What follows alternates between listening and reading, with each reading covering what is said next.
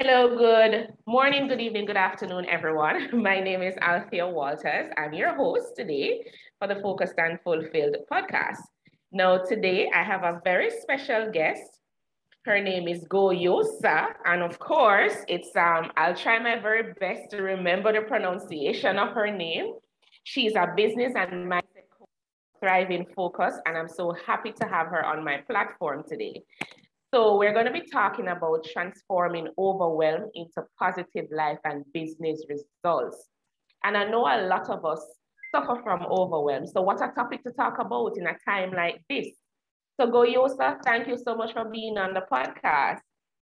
Hi, thank you for having me, Althea. It's my pleasure. Thanks. Great. So I want you to just walk us through a little bit. Just tell us about your background. Were you in terms of originally a mindset coach? What led you to be the mindset coach? Tell us about your entrepreneurial journey and how you end up here. Okay, yeah. So I think we all start with a dream, right? And mine were the artistic kind. So first I pursued a degree in fine arts. And then I came to London, I'm originally from Spain, to do another degree in fashion design, which really led me to work as a women's wear designer for different brands.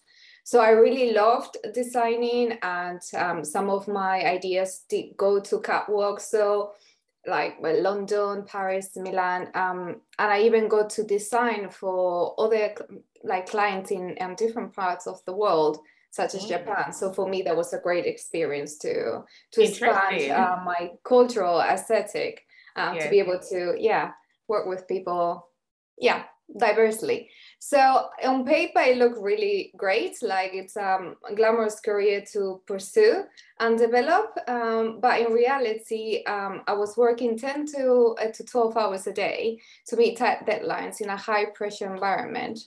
So stress was normal at the time. So, and the deeper I went into my career, the less creative capacity I felt to do my designs really, and to really, the farther I got from my ideals, if that makes sense. So I began really questioning. Yes, it absolutely does. It absolutely does. Continue. Oh yeah, no, that's fine. Interrupt me whenever you think. Yes. That's cool. So it got to a point that I was really questioning my creativity, my vision, my purpose, and I was constantly doubting if I was good enough, if the work that I was doing had any impact at all.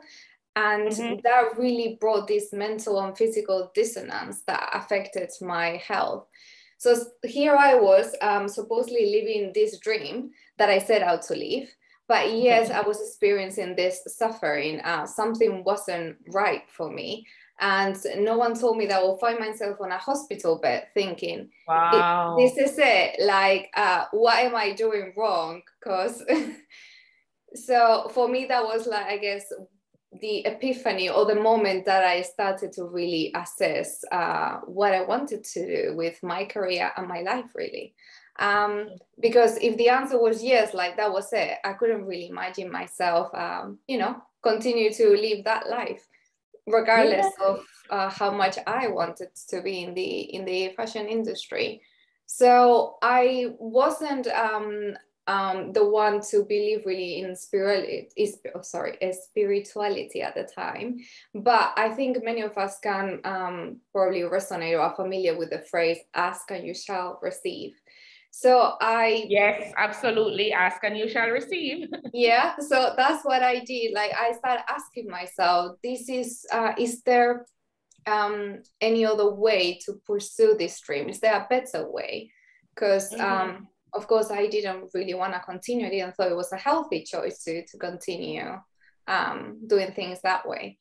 And that was from there is where I started taking action. And for me was I made what was for me like a life-changing decision, not really to sacrifice my values or health for my goals or my career in this case. And that really meant leaving the industry at the time. Oh wow, what a profound story. I I heard so many things, but the hospital bed got me, right? Got yourself, ended up in the hospital and wondering, is this it? Is this what I'm supposed to be doing? Is this what the dream is supposed to lead me to? And I realized that at that time, you would have felt so overwhelmed, so stressed. You would have been working 10 to 12 hours a day. And yet you did not feel like you were doing what you were supposed to do, which is you passion at the time. Exactly. Yeah, and that wasn't coming forth at all. And when you said in terms of, not sacrificing your values for your health, and explain that to me if I got it right. Explain that to me. Yeah.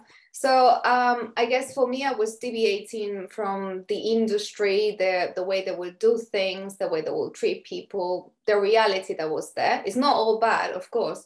That's not the point. But I was deviating from the values that I saw in the workplace and my own. And I thought, well, we only have one life, and I would like to stay as true to myself as I can. So if this is not it, if this is not my path, what would it be? So that's what I said, like asking myself questions. It got me closer to what I wanted to do, or what was the problem as well. And if we wanna, well, you tell me when you wanna bridge it to overwhelm. But for me, it was when I realized that my thinking was causing a lot of the suffering, because I thought I had to pursue that career. Like, I've invested my studies. My parents have poured their savings into my education. And why wouldn't I pursue that? You went and got your finance degree. That's what they poured into for you. Which one? The finance degree or the career or the design, the fashion design? The fashion design, yeah. Even if I was contributing, like, it means like my parents were in the end the ones that were paying for my education. So I was grateful for that, and it opened a lot of doors. But then when you find yourself there, that this is not for you, you do feel the overwhelm of like, am I letting them down? Should I continue? And that's when I'm like, when I was having all those thoughts coming in and all that, anxiety, overwhelm, whichever way you want to phrase it, I realized that it was my own thinking causing most of the suffering. Because it was up to me to really change whatever was going on. Yeah. I want to talk a little bit about our own thinking that you just mentioned and how we sometimes cause our own suffering. What are some of the things that goes through the mind of an individual that causes suffering and pain and lead to stress and overwhelm? What are some of those things? Okay, so for me, when I talk about overwhelm with my clients, what I see comes across as either stress, anxiety, indecision, inaction, avoidance, procrastination. So those are the main ones that I see. And for me, like I said, the main cause, it is the thinking, is the meaning that you're giving to that experience. So I'm sure you're familiar with the concept limiting beliefs. So when we address overwhelm, I think there's a limiting belief that sounds something like, you made an unconscious decision that you must get all this done in an amount of time that you can, in an amount of time, let me slow down, that cannot be done. If you don't get it done in that amount of time, something bad will happen to you. Unconsciously, I'm not saying everyone, but that's a common limiting belief that we have. We need to get it done. There's no other way. And when we put ourselves in that situation, well, we already like, if you see me, I'm like shaking, like it's like you're in a fight or freeze. You're reacting to what you're thinking instead of taking a step back and trying to analyze, okay, is it really true? Can I do something else? Yeah. So there are so many things that come up: the indecisions, the avoidance, not taking action. And it's like all of those energy forming and just getting bigger and bigger and just causing such negative impact on us and causing a physical strain that will lead to the overwhelm and the anxiety. That's what I'm getting. So we are the thinking, our own mindset, triggers all of that. How it's not easy to deal with overwhelm. So even if some of us are able to talk to ourselves or use tools from other people, what are some of the tips, probably 2 to 3 tips that you can share with us to help us to get over overwhelm? Okay. So I would say first it will be to notice what thoughts, or sometimes some people relate more to feelings. So they will notice the overwhelm because they might have like a palpitation or they're sweating. Notice that, or notice what kind of thoughts are coming through your head. And then I would say take a step back. And what I mean by taking a step back is like breathe, take a few minutes and really breathe deeply, because what a simple thing as breathing allows you to do is to gain distance from what you're feeling and thinking at that time. And that will allow you to look at it from with a different perspective, but on the present moment. You're not thinking of what you're doing in 2 hours or you need to get done by the end of the week. You're here right now. And you can then ask yourself, okay, do I really, if it's getting this done, do I really need to get this done today? Is there something else I can do? You come across questions that are more open, that are open to possibilities. If that makes sense.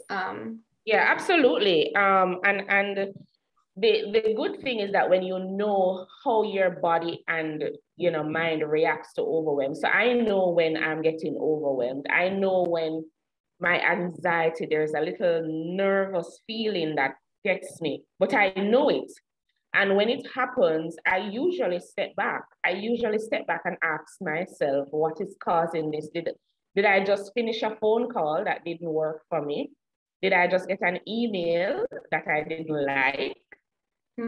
Did I forget to do something, and what was it? And so because I have become used to noticing myself and the patterns that I have, I have a way to address the overwhelm. So I do agree with you. First, you have to actually notice your feelings and your thoughts that trigger you for the overwhelm. Yeah. But as we say, it takes practice. It is not easy. A lot of people will struggle with it more than some people. If we don't address the overwhelm, what will happen?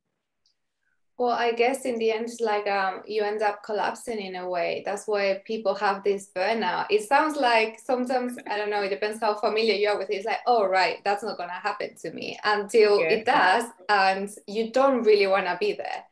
So, because most of us, if we are business owners, we are the main figure running our business. So if we're not there, well, and if you don't have anyone else in place, that is going to even trigger more anxiety, because now you're sick with burnout, needing to take a rest, and then what's going to happen with your business?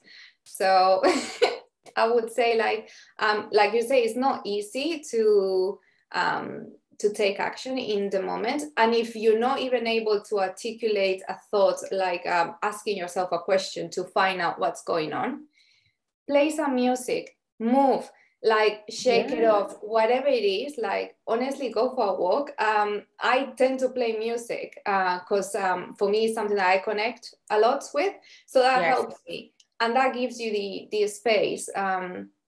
It doesn't matter, but it's just breaking away from the feeling. So you're able to use your head and have more creative thinking, or being able to ask questions that will open up possibilities. Because when we are in a fear state, we're not able to, we just react. We're trying not to. Right. So that the overwhelm eventually gets deeper and deeper and deeper, and you lead to burnout.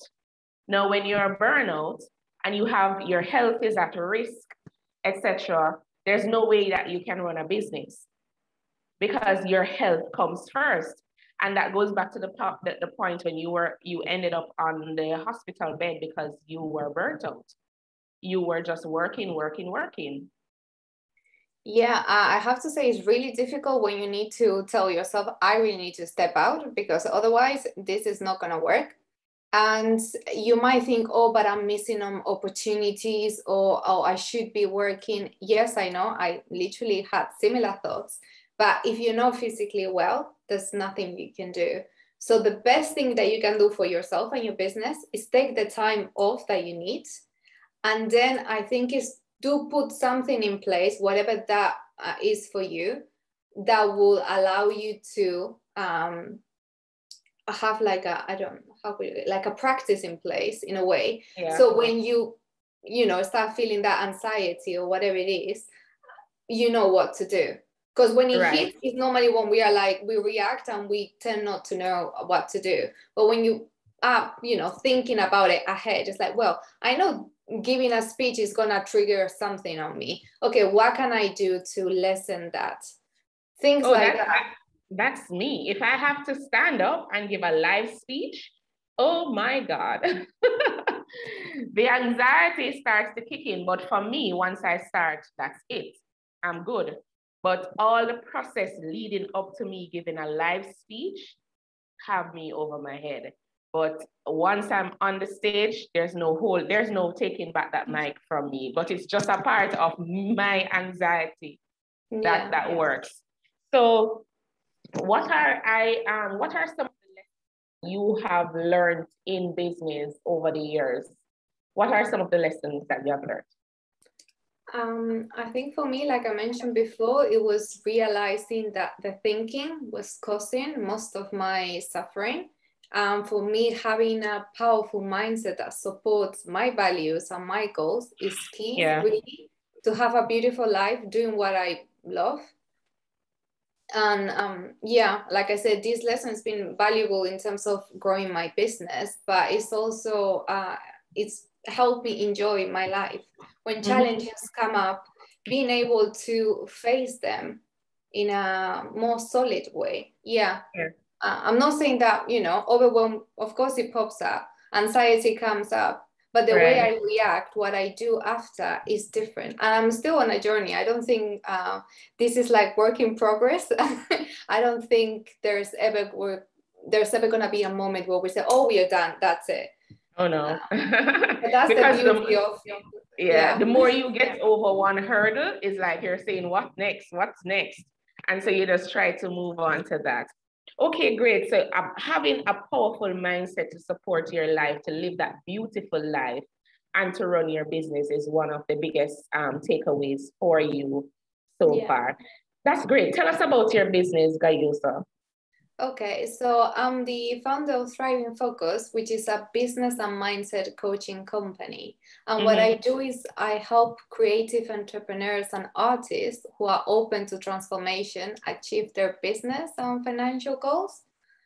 And what I like doing in the methodology or in the program that I offer is really combine two core pillars. For me, like you can imagine, mindset is really important. So one would be a transformative mindset framework that creates the shifts for powerful, consistent and business and life-changing results. And from the other side, it will be having a supportive business structure to help my clients succeed as creators. Okay, that sounds great. And I like the fact that you said persons who are open to coaching because, it's not going to happen. Transformation will not happen until you, the individual, is ready for transformation. So that's important when we're talking about mindset and moving forward. How do we contact you? Where can we find your information? Yeah, the best way to find out more about what I do, it's through my website. So that's thrivingfocus.com/hello. So I'll say again, thrivingfocus.com/hello. Okay. All right, great. So that's www.thrivingfocus.com/hello. Just before we go, tell us in terms of, just leave us with one last tip that you'd love to leave with us and my audience. I would say about life or business. Okay. I would say knowing your why, that being the driver, that having that North Star, getting to know what that is for you. Because I think that's what will help you have a fulfilled life, including business. Right, knowing your why. Okay, absolutely. So that was great. Goioza, it was great having you on the platform talking about Overwhelm. How can we transform Overwhelm into positive results? We spoke about some of your life journey, some of your just your experiences of starting out in finance, wanting to work on your passion, trying to figure out if that was it, and then working your way through it. You would have gone through challenges, hospitalization, trying to figure out what's happening. Your mindset was there in the way, but along the way you transformed it. But we got some good tips from you too, in terms of having a powerful mindset to really support the life and business that you want and desire, and not really sacrificing your values for your health. Those are some serious things that are important. And one of the things that you also shared earlier was that, look, you have to take action for yourself. A lot of the things that we suffer from, we have to take our own personal action to move forward. So it was an absolute pleasure, Goioza, to have you on the platform sharing with us. We have your website, and I will share that in my contact information for my audience. Thank you so much for being on the Focused and Fulfilled podcast. Oh, thanks to you, Althea. A real pleasure. Thank you. Great. Thank you so much. Bye, everyone. Bye-bye.